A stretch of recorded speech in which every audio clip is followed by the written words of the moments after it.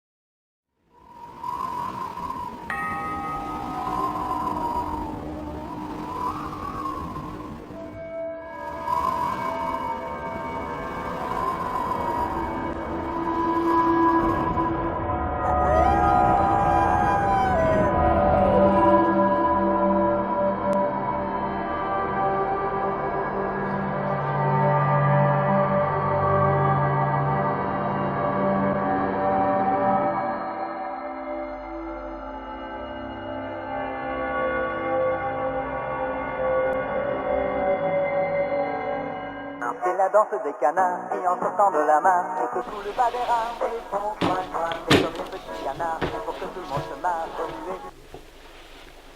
Allô? Olivier? Oui? C'est Pierre Geffrin. Pierre? T'as vu l'heure qu'il est? Bah oui. Qu'est-ce qui se passe? L'organisation a une mission pour toi. Une mission? Oui, tu vas filmer le GECO 24 heures du Mans. À cet instant précis, j'ai réalisé que Pierre Geffrin me proposait un truc incroyable. Participer à un événement historique. Le premier roulage en compétition du GECO. Et c'est moi qui allais filmer ça. Dans les jours qui ont suivi, autant vous dire que la pression était à son maximum. Je ne pouvais pas arriver au Mans sans tout savoir sur le GECO et sur Erich Hofenstadt. J'ai cherché et lu tous les livres que je pouvais trouver sur le GECO.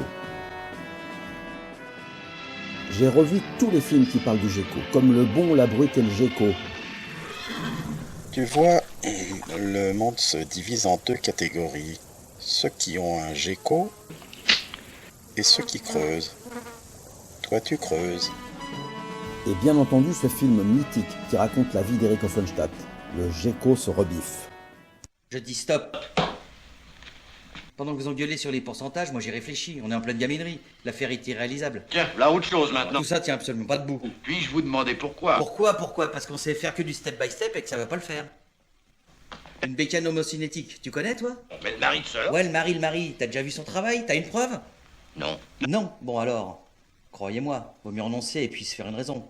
On aura fait un beau rêve, quoi. C'est tout.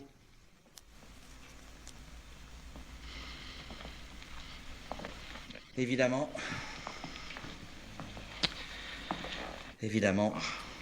Ah non, ça serait pas possible, ça serait trop beau. Vous pensez à quelque chose? À quelqu'un. Si je suis de trop, je peux sortir, hein? Non, l'affaire redeviendrait possible si on pouvait faire concevoir notre moto par un spécialiste. Vous en connaissez un? Le meilleur. Puis blanchi sous l'arnais, hein. 40 ans de conception et pas un accro. Un mec légendaire, quoi. Les gens de sa partie l'appellent Pépé et enlèvent leur chapeau rien qu'en entendant son blaze. Une épée, quoi. Et quand je dis que j'ai vu tous les films, c'est vraiment tous les films. Alors, il te plaît mon GECO? Oh là là, qu'est-ce qu'il est homocinétique. Bref, j'étais prêt.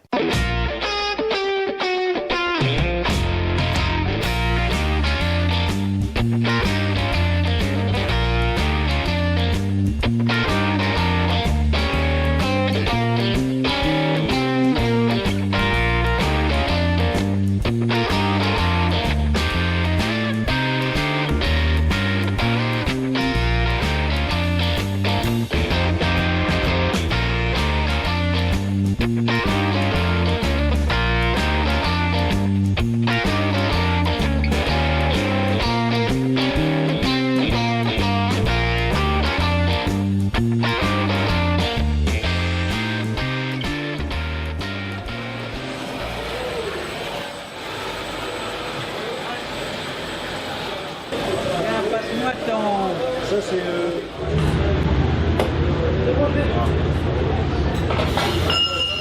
Quand j'arrive au Mans, tout est déjà en place et il y a dans le stand Geco une ambiance de fourmilière.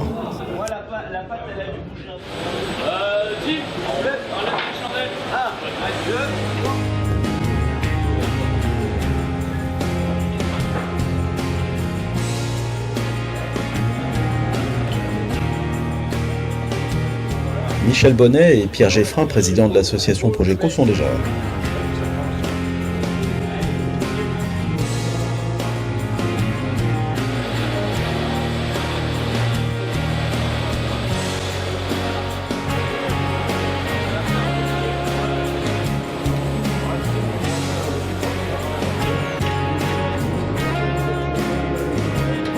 C'est le team Slider Endurance de Mika Le Couturier qui assure une formidable organisation pour cette première course du Geco.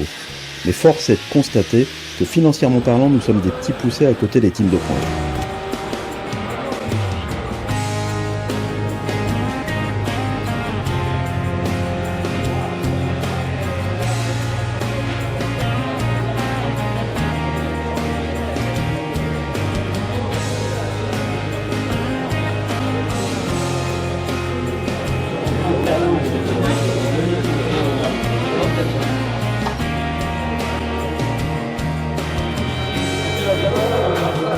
Eric, tu peux m'expliquer les problèmes que vous avez rencontrés hier avec la moto ? Oui, en fait, la poulie intermédiaire permet d'avoir une meilleure adhérence, mais on avait un contre-effet qui faisait qu'à chaque fois qu'on accélérait, la moto s'écrasait. Et donc, on a temporairement retiré cette poulie intermédiaire. Par la suite, on va revenir à un système à 2 chaînes qui va nous permettre de faire fonctionner convenablement. Mais là, pour la course, on l'a retiré de manière à ce que la moto ne s'écrase pas à l'accélération. Voilà. Est-ce que finalement, ça n'est pas un argument contre ta façon de concevoir la moto et en faveur du step-by-step ? Oh bah, de toute façon, dans le développement, c'est forcément du step-by-step. C'est pour la conception que le step-by-step n'est pas une chose normale, mais pour le développement, on est obligé de faire du step-by-step. En l'occurrence, là, justement, moi, j'étais parti sur une base d'expérience. J'avais déjà expérimenté ce système sur un V2 Honda de Grand Prix et qui à l'époque avait l'air très bien fonctionner.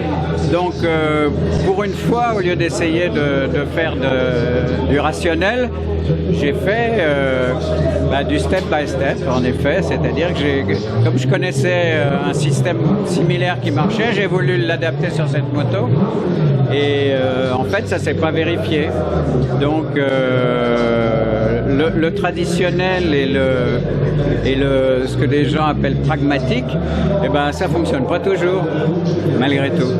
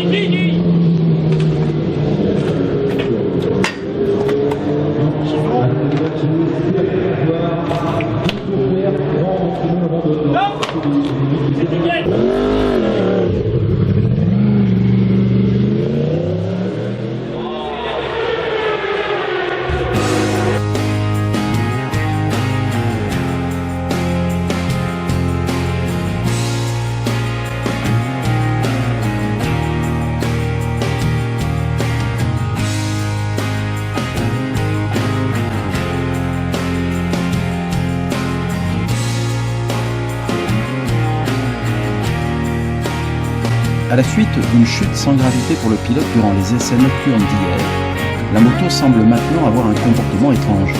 Mais la météo est au beau fixe et tout le monde doit se préparer pour la présentation des équipes qui va avoir lieu pour le public dans la voie des stands.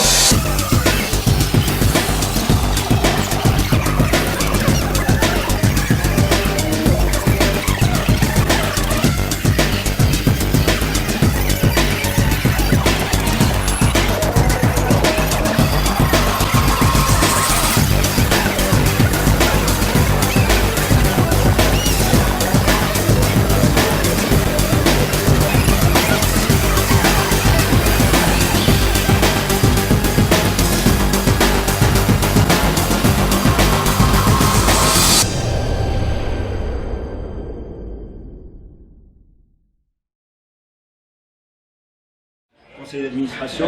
Mais tous les deux vont m'aider à ce que ça se déroule bien et qu'on fasse les choses bien comme il faut et que vous ayez les infos que vous êtes en droit d'avoir par rapport à l'association. Alors on a le plaisir d'accueillir bien sûr Eric Offenstadt.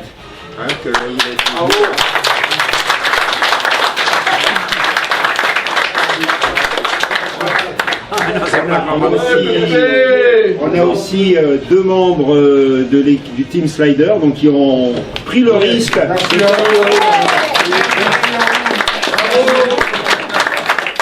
Fabrice et puis, excusez-moi, Dimitri. Voilà, donc ils sont là. Regardez la caméra, Fabrice et Dimitri. Faites coucou, monsieur. Salut. Et puis également, alors la nouveauté la surprise est tombée à quel moment on l'a annoncé hier. Donc Yann Lebris et Loïc qui est là-bas dans son coin, ils nous ont mis en place tout un bazar. Il parle un langage que je ne connais pas. Mais en tout cas, toujours est-il que quand vous allez sur le site web aujourd'hui Projet Comoto, vous cliquez là où il faut cliquer, et vous avez en direct ce qui se passe dans le stand. Ah, c'est vous. Donc c'est voilà.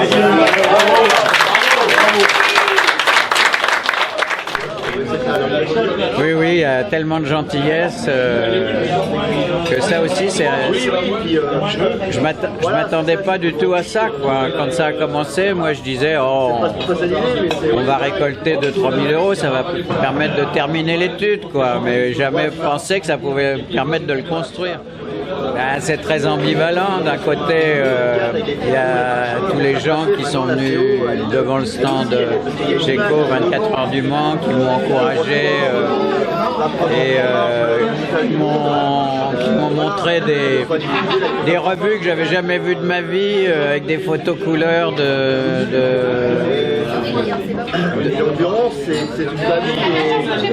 mes motos que je construisais à l'époque où je faisais des grands prix, etc.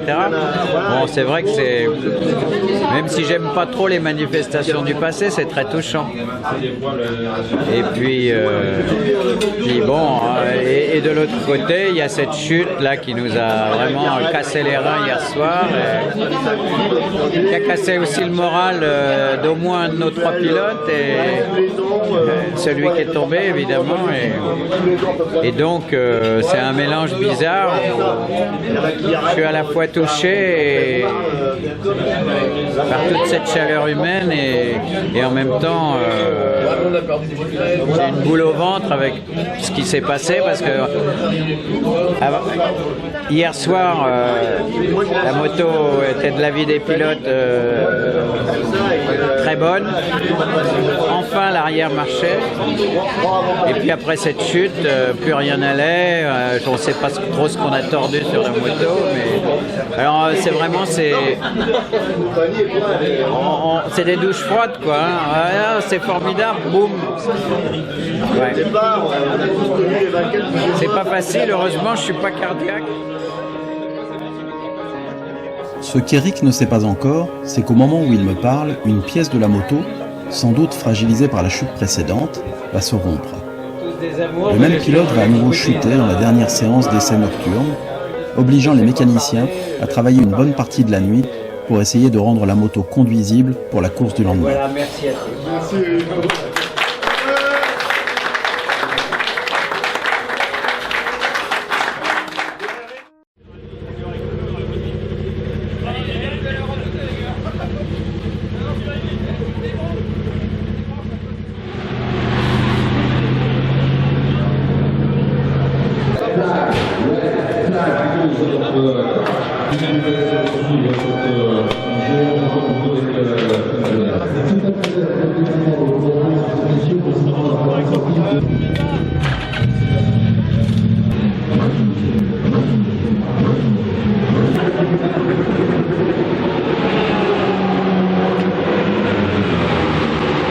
Le comportement étrange du train avant semble se confirmer. Tout le monde s'interroge. La moto pourra-t-elle faire la course ?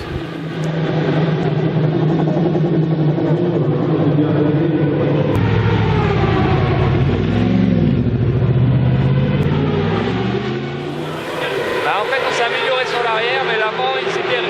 L'avant ne fonctionne pas correctement. Du coup, c'est un peu délicat à piloter et on se retrouve un peu en galère en entrée de virage et au freinage. On verra le verdict après. pas dormi depuis 4 nuits, donc s'il n'y aurait pas eu la chute. Avec des scies, on peut mettre pareil en bouteille, mais, non, mais... là, voilà.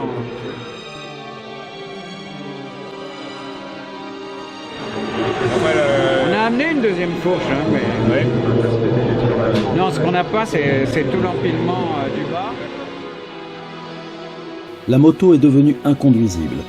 La seule option qui se dessine est de prendre le départ pour quelques tours avant de rentrer au stand, histoire de ne pas décevoir tous ceux qui ont tellement attendu pour voir cette moto en piste.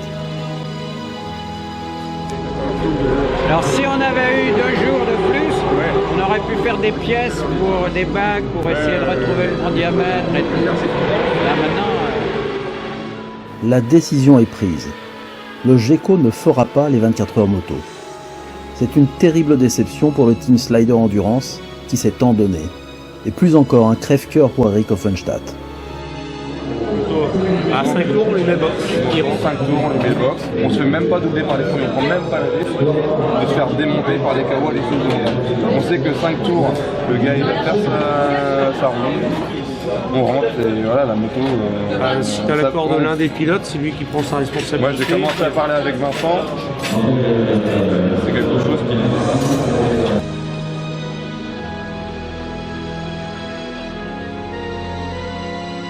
Adversaire, le panneau 1 minute est présenté, 3 minutes en bande. Dans 1 minute, le départ. Moins d'1 minute maintenant. Moins de 45. 2015. Départ maintenant.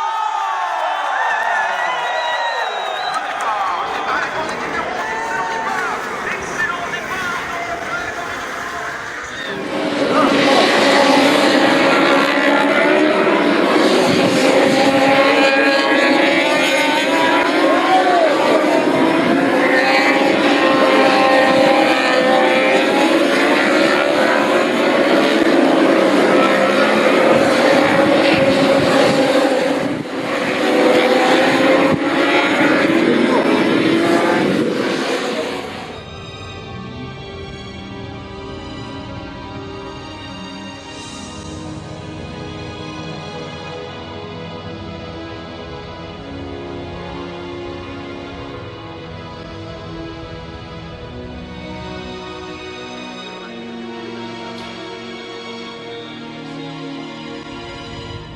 Comme cela a été convenu, le GECO fait quelques tours sans prendre de risques et son abandon est déclaré. À l'annonce de cette nouvelle, tous ceux qui croient dur comme fer au projet viennent le soutenir. C'est un projet original, ambitieux, parce que Eric Offenstadt mérite et parce que voilà, il faut surtout toujours essayer de nouvelles choses pour progresser en compétition ou dans la vie. Il n'y a plus rien qui va. Pendant plusieurs jours, ils arrivaient à reconnaître le freinage sur l'angle. Cette année, on a débouclé la roue.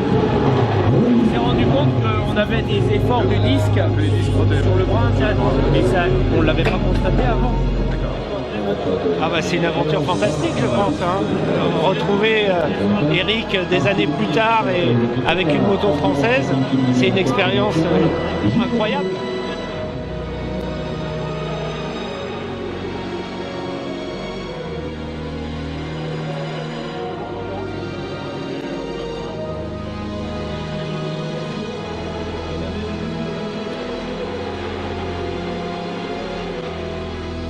C'est en se confrontant à l'épreuve, à la course, qu'on arrive finalement à repasser un cap, à retrouver d'autres limites. Il faut réussir à les retrouver.